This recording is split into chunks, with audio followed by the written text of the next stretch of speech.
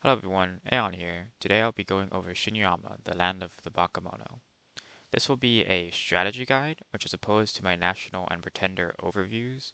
This will be a lot less in-depth. It will have a brief national overview section that will also go over things like the summons and heroes if I find them to be interesting enough. But the main thing about this is just giving a brief overview of the nation, and then I'll get into a strategy that I'm going to be employing in a game that I will be playing. So that's what these strategy guides will be about. So a little bit about the land of Bakemono. You have a different variety of units. You have your Bakemono Show, which are these size 2 goblin units. You have your humans, which are weaker than normal humans with 9 hit points, but they are stealthy and have pillager. You have your Kappa, which are stronger than normal humans, but they have 9 encumbrance on land due to this land encumbrance trait. They are amphibious and they have recuperation. They also have this special attack, which will do a limp if they can damage something. You have your Dai Bakemono and O Bakemono, 2 different varieties of demi-giants. Your Dai Bakemono with bow are very good, as they do only slightly less damage than your basic Nodachi Dai Bakemono, which is the Nodachi. But with the longbow, and especially the long range, they can stay pretty far away and be buffed that entire time with point buffs or larger area of effect spell buffs to get higher prot. They can get weapons of sharpness. They can get earth shatter hammers. They can get all the different temper armors, skin buffs, body ethereal if you have astral. So they have all the different varieties of buffs they can get, and they can get them for a very long time, as they can hold an attack for 12 turns, or hold and fire for 12 turns. You have your commanders. You have also a very large variety of different commanders. You have 2 varieties of scout-like units. You have a basic Bakemono Scout, which has Stealthy 55 and 2 different survivals to allow you to move across terrain easier. They're also slightly cheaper. You have your Napara Bow. This is a assassin 3 even, with Stealthy 70 and Fear, as well as Spirit Sight. So they're very good assassins as just a basic non-mage assassin, as they have all of these different traits that allow them to be pretty good. They won't get affected by invisibility or glamour things. They'll probably not get affected by bodyguards, and they have Fear, which will make it easier to actually win the assassin battle. They also have a pretty high damaging and pretty well attacking attack that also does piercing and slashing. Then you have 3 varieties of okay commanders. You have a bandit leader who can lead your stealthy pillaging humans. You have a Bakemono chief who is stealthy, who can lead your stealthy Bakemono, though note these are also undisciplined. He could also lead your disciplined Bakemono, but they are not stealthy, though they do, and they have slightly better armor, but due to the fact that they have no head protection, it's probably not worth getting these guys most of the time over your undisciplined, unless you really need that extra morale and the discipline part, because they can so easily be bonked on the head and killed in like 1 hit with their 9 HP. But if they get hit in the body, they'll survive it slightly longer. Also note that your Yari Bakemono are very good, as their Yari does a very high amount of damage for this type of unit, and also is length 4 with 11 attacks, so their repels can actually happen quite often. And also your undisciplined Bakemono can be recruited in all highlands and mountains, even if you don't have a fort. Next you have your Kappa Chief, who can lead your Kappa, so you can get underwater and potentially get those provinces for the gold, or contest against actual water nations, but do be aware that your Kappa, while they are pretty strong, they don't really contend against the actual water nation troops.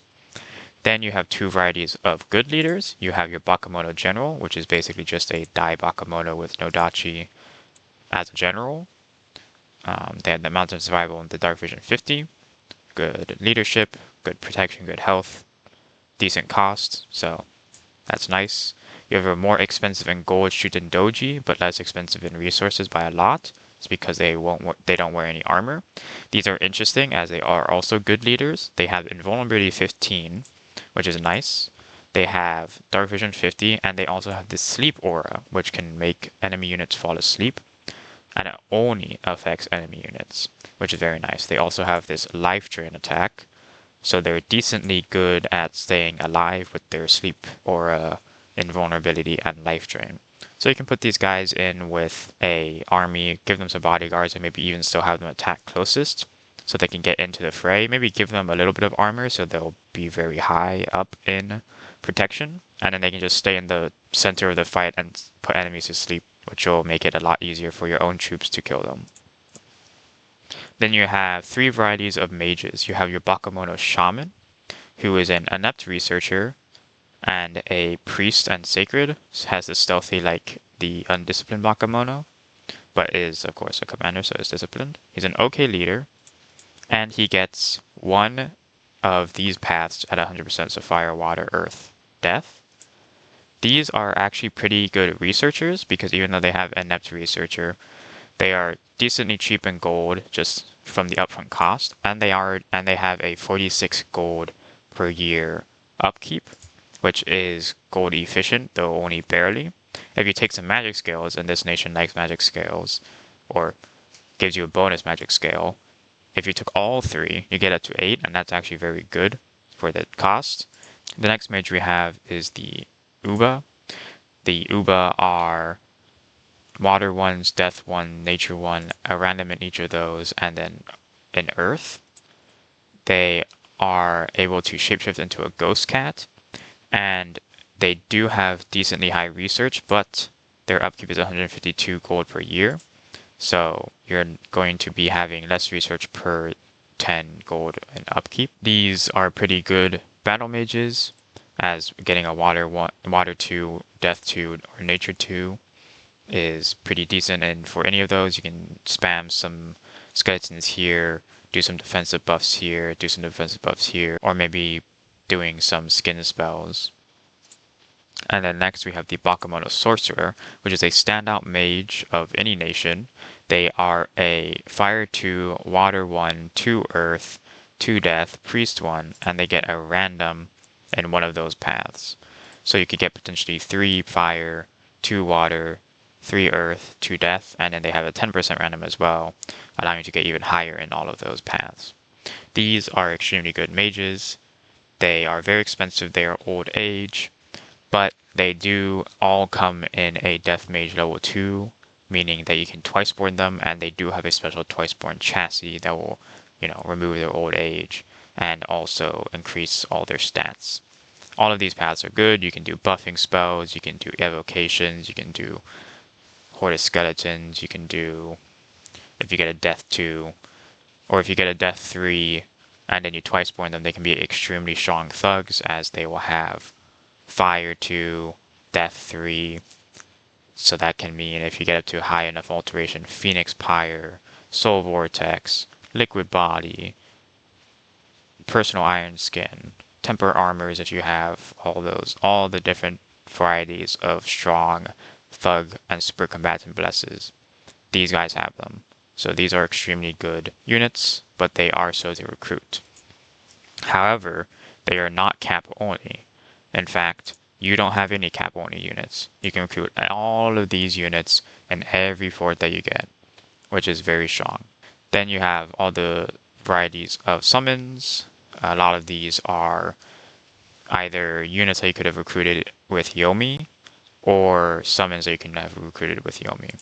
So you get like your different varieties of Oni. You get like the Tanuki, the Nushi, the Kitsune. But also you can get these Tengu, and that will be the strategy that I am employing. So we have different spells that you can do. You have the Konoha Tengu, and you have the Dai Tengu. The Dai Tengu also comes with 13 Tengu warriors and 20 Karasu Tengu. And the Karasu Tengu you can get by themselves with the level 2 Karasu Tengu spell. These ones are 2 gems for 3 for Nature 1, Air 1.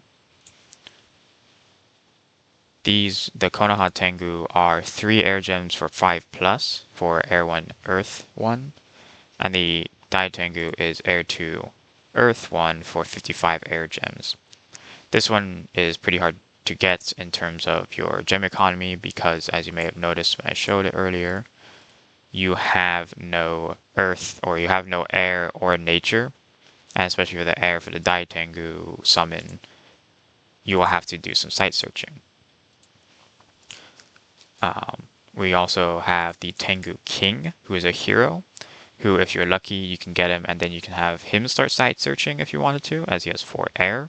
So you'll be able to find most of the air sites if you're searching for them, if there are any. The rest of your heroes, either you have like a Heart Hider, who's a mortal, decent thug, Dragon in the Cave, or Dragon of the Cave, potentially also decent thug, army thug, or battle mage. You have the Kitsune, who breaks you into glamour and astral. So, and then also with worthy heroes, you have a multi-hero commander, who is a small mage. So here are the pretenders that I thought about using for the game. All of them will have a differing variety of air, earth, and nature that allows me to site search and also summon in Tengu. They, I think, could be a pretty interesting unit to use. As you can see, they had flying, they were highly skilled, decently damaging. They don't have armor, which is a weakness, but I think that overall they are very strong, especially on a nation that doesn't have recruitable flyers, so it can be a bit of a surprise against people who are expecting something else from you. With my Bakemono sorcerers, I can also use the fact that I'm going high in conjuration to summon my Oni troops as well. I also tend to take a variety of turmoil, so my Oni troops will also be strong. So overall, I'll just be summoning in all the different varieties of units, and that can supplement my armies a lot, allowing me to have a variety of strategies that I can employ. So first we have this Celestial General, who has 3 air, 3 earth, 6 astral, and 3 nature. He is dormant, and he has 5 dominion, 2 turmoil, 2 production, 2 cold, 1 growth, 1 luck, and 1 magic. I also took Unaging, Farcaster, and Reinvigoration. Unaging is very good, as the Bakemono Sorcerer actually all start out as young if you take Unaging. They all start around the age of 30, like 6-ish. Taking Farcaster on them is very good. It allows you to more easily point buff, more easily cast your area effect buffs.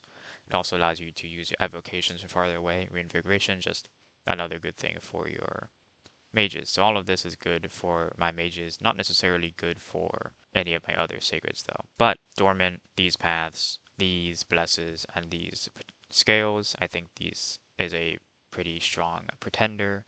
Have a defensive tool by around the end of the first year, so I think this guy can be pretty strong.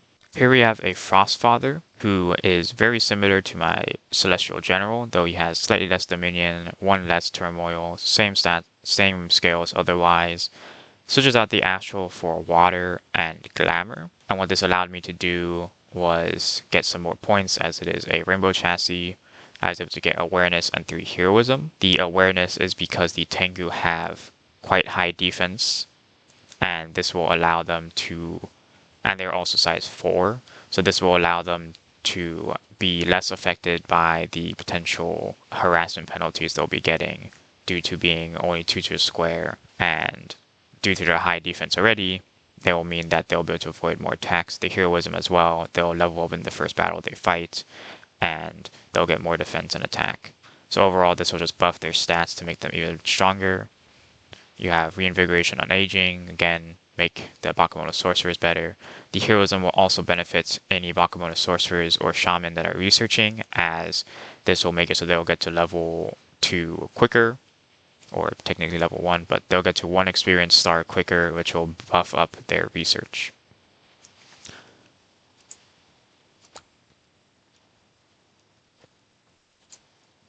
And then the final pretender idea, no, oops, let's say what I was going to do with this one.